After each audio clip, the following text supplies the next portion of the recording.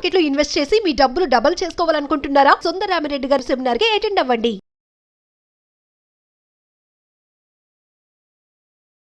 నమస్తే, welcome back to Suman TV. Present మనతో పాటు ఉన్నారు stock market analyst Sundar Rama Reddy గారు. నమస్తే సార్. నమస్తే అండి. సార్, మ్యూచువల్ ఫండ్స్, ఈటీఎఫ్స్ వీటిలో ఎందులో ఎక్కువ రిస్క్ ఉంటుంది? ఏది బెస్ట్ అంటే సజెషన్స్?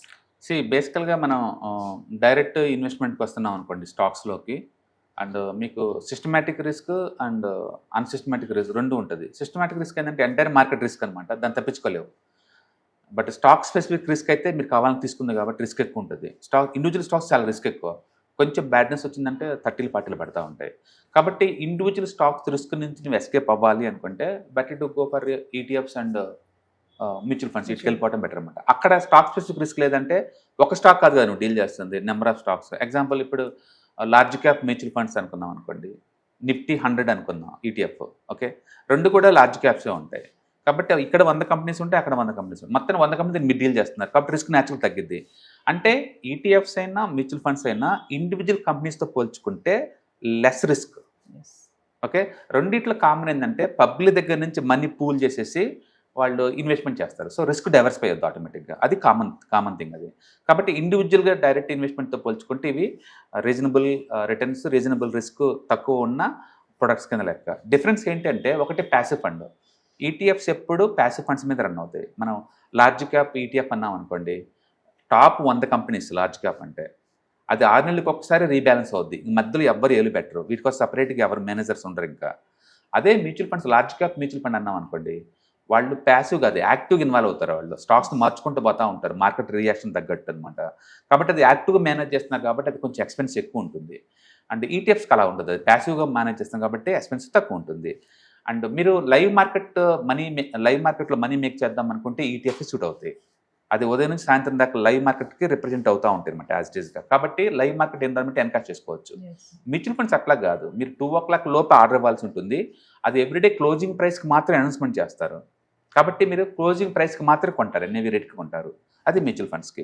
కాబట్టి మ్యూచువల్ ఫండ్స్లో మీరు ఏ రోజుకి ఆ రోజు అమ్మాలన్నా కొనాలన్నా సింగిల్ డేకి సూటబుల్ కాదు, మీరు కపుల్ ఆఫ్ డేస్ ఉంచుకోవాల్సి వచ్చింది అనమాట. అమ్మినా కొన్న 2 o'clock లోపు మీరు ఆర్డర్ ఇవ్వాల్సి ఉంటుంది. బట్ ఈటీఎఫ్స్ అట్లా కాదు, లైవ్ మార్కెట్లో అనమాట. మీరు కొనొచ్చు, అమ్మచ్చు, ఏదైనా చేసుకోవచ్చు. కాబట్టి అన్ని రకాల ట్రేడింగ్ చేసుకోవచ్చు.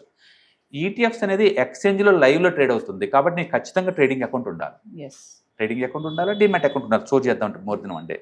మ్యూచువల్ ఫండ్స్కి అవసరం లేదు. నువ్వు కావాలంటే ఎంఎఫ్ యూటిలిటీస్, ఎంఎఫ్ సెంట్రల్, లేదా ఏఎంసీ పోర్టల్స్, లేదా register and transfer agents like KFin, CAMS వాళ్ళ దగ్గర నుంచి కొనుక్కోవచ్చు. మీకు ట్రేడింగ్ అకౌంట్ అవసరం లేదనమాట మ్యూచువల్ ఫండ్స్లో. మ్యూచువల్ ఫండ్స్ మీరు ఎస్ఐపి చేయొచ్చు, ఎస్డబ్ల్యూపి చేయొచ్చు, ఇలాంటివి చేసుకోవచ్చు.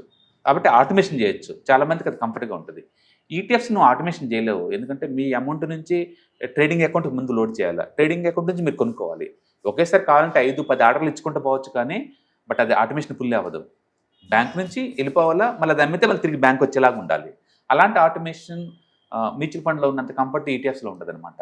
మొత్తానికి ఈటీఎఫ్స్ ట్రేడింగ్ ఎన్విరాన్మెంట్లో చేద్దాం అనుకున్న వాళ్ళకి, అండ్ లోవర్ ఎక్స్పెన్స్ రేషియో ఉండాలి అనుకున్న వాళ్ళకి, అండ్ ఎప్పుడు కావాలంటే అప్పుడు లైవ్లో నమ్ముకొని కొందాం అనుకున్న వాళ్ళకి ఇవి సూట్ అవుతాయి. And mutual funds in long term point of ఉంచుకుందాం అనుకోండి, యాక్టివ్గా మేనేజ్ చేద్దాం అనుకున్న వాళ్ళకి ఇవి బాగుంటాయి అనమాట. బట్ రెండు కూడా నీకు సేఫ్టీని ఇస్తాయి. ఇండివిజువల్ డైరెక్ట్ స్టాక్ వాళ్ళతో పోల్చుకుంటే, అంటే బ్యాక్గ్రౌండ్లో వేరే వాళ్ళు మేనేజ్ చేస్తున్నారు కాబట్టి నీకు మోర్ కంఫర్ట్గా ఇస్తాయి అనమాట. బట్ స్టిల్ ఈటీఎఫ్ తీసుకుంటే టైమింగ్ నీకు చాలా ఇంపార్టెంట్. మీరు కొనే టైము, అమ్మే టైం చాలా ఇంపార్టెంట్ ఈటీఎఫ్ తీసుకున్నప్పుడు. మ్యూచువల్ ఫండ్స్ అలా కాదు, మనం డబ్బు ఇచ్చినా సరే వాళ్ళు కొనరు, మార్కెట్ వాల్యుయేషన్ చూసుకొని వాళ్ళు కంఫర్టబుల్గా కొంటారనమాట.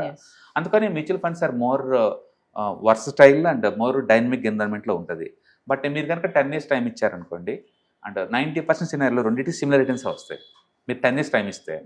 పర్టికులర్గా లార్జ్ క్యాప్ అండ్ మిడ్ క్యాప్లో అయితే ఇండెక్స్ని బీట్ చేయడం అంత ఈజీ కాదు మ్యూచువల్ ఫండ్ వాళ్ళకి 10 years టైం ఇస్తే. బట్ షార్ట్ టర్మ్ పాయింట్ ఆఫ్లో ఈజీగా బీట్ చేయొచ్చు వాళ్ళని. ఓకే, అందుకని రెండు కూడా ఫుల్లీ డైవర్సిఫైడ్ ప్రోడక్ట్. రెండింటిలో కూడా పబ్లిక్ మనీ పూల్ చేసేసి కపుల్ ఆఫ్ స్టాక్స్లో ఇన్వెస్ట్ చేస్తుంటారు, రిస్క్ మినిమైజ్ అవుతుంటుంది. కాబట్టి ఇవి more secure format without direct ఇన్వెస్ట్మెంట్తో పోల్చుకుంటే, and better way for wealth creation long term అంటారు. So coming to long term investment risk గురించి మాట్లాడుకుంటే రెండింటి గురించి, రెండు సిమిలర్ నేచర్ ప్రొడక్ట్ యాక్చువల్ చెప్పాలంటే, రెండు సిమిలర్ నేచర్. నేను సపోజ్ 10 years ఉందాం అనుకున్నాను అనుకోండి, లార్జ్ క్యాప్ ఈటీఎఫ్స్ కొన్నాను అనుకోండి, కొంటా ఉన్నాను అనుకో every month, long term point నీకు 13% ఇస్తుంది స్టాక్ డేటా ప్రకారం. మ్యూచువల్ ఫండ్ కూడా అంతకంటే ఎక్కువ ఎవరు 13 దాకా ఇస్తారు, 10 ఇయర్స్ టైం ఇస్తే.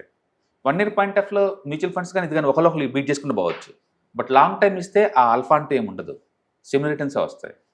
రెండు ఒకే రకమైన నేచర్ ఉంది కాబట్టి. అదే స్మాల్ క్యాప్స్ మాత్రం మ్యూచువల్ ఫండ్లకి ఎడ్జ్ ఉంది. ఎస్. స్మాల్ క్యాప్లో మాత్రం మ్యూచువల్, ఎందుకంటే వాళ్ళు 65% మాత్రం స్మాల్ క్యాప్లో పెడతారు, మిగతా 35 ఏంటంటే బియాండ్ ద టాప్ 500 దాటి బయటకు వస్తారు వాళ్ళు.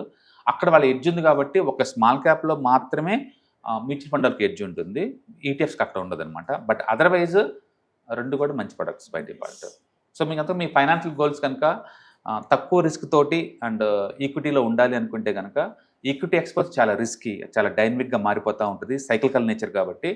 And better to go for ETFs and mutual funds. రెండిట్లో ఒకటే చూసుకోండి అంటే long term 10 years point of ఇస్తే నాకు ఏదైనా సిమిలరే అంటాను. బట్ 1 ఇయర్కి 2 ఇయర్స్ కావాలంటే మాత్రం ఈటీఎఫ్స్కి బై సెల్ బటన్ ఎప్పుడు కొడుతున్నది చాలా ఇంపార్టెంట్, అది చాలా ఇన్ఫ్లుయెన్స్ చేస్తుంది మీద. మ్యూచువల్ ఫండ్స్ అలా కాదు, వాళ్ళు టైం డిసైడ్ చేస్తారు. ఎస్. మనం మ్యూచువల్ ఫండ్ కొంటున్నామంటే దాని అర్థం మన డబ్బులు వెంటనే వాళ్ళ మార్కెట్లో పెట్టరు. మనం మ్యూచువల్ ఫండ్ అమ్ముతున్నానా సరే వాళ్ళు వెంటనే అమ్మరు, వాళ్ళ దగ్గర మనీ నీకు ఇచ్చేస్తారు అనమాట.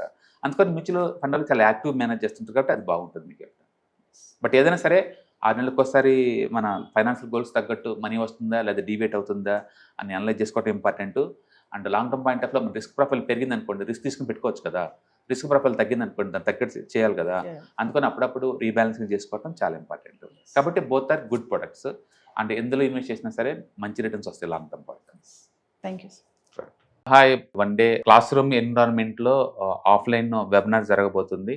అండ్ ఇంట్రెస్ట్ ఉన్న పార్టిసిపెంట్స్ ఈ కింద స్క్రోల్ అవుతున్న నెంబర్కి రింగ్ చేసుకొని సీట్ బుక్ చేసుకోండి. దీంట్లో ETFs, index funds and mutual funds మీద completely and hand holding experience మీకు ప్రొవైడ్ చేయబడుతుంది.